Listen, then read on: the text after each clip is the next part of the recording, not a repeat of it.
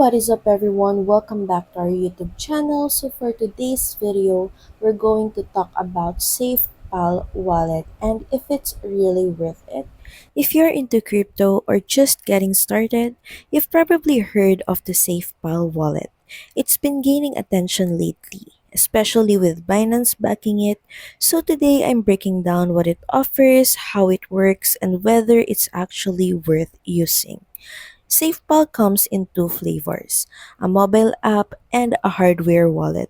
The app is free and works with thousands of cryptocurrencies, Bitcoin, Ethereum, BNB, Solana, you name it.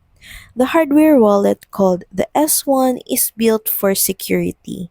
It's completely offline with no Bluetooth, Wi-Fi, or even USB.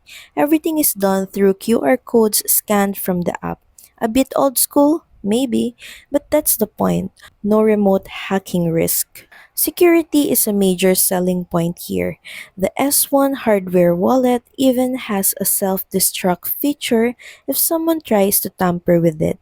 And since it's air-gapped, your private keys never touch the internet. On the mobile side, the app supports things like biometric login, encrypted storage. Just remember, lose your recovery praise and your funds are gone. There's no password reset in crypto. Now let's talk about using it. The app is clean, pretty intuitive, and you can trade, stake, and store NFTs right inside. That's a big plus.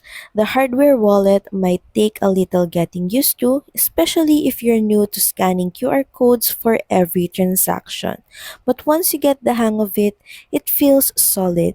Only real gripe, customer support can be hit or miss, especially during busy times. So is it worth it? Honestly, yes. If you want serious security without spending a fortune, the SafePal S1 gives you cold storage for a fraction of the price of a Ledger or Trezor. It's great for long-term holders or anyone getting deeper into DeFi. If you're brand new to crypto, the app is a good starting point, but the hardware wallet might feel a bit advanced at first. So that's pretty much it. Thank you very much for watching this video. I hope that this video helped you to know more about SafePal and if is it worth it. Please don't forget to like, share, and subscribe to the channel, and I will see you again on the next one. Bye!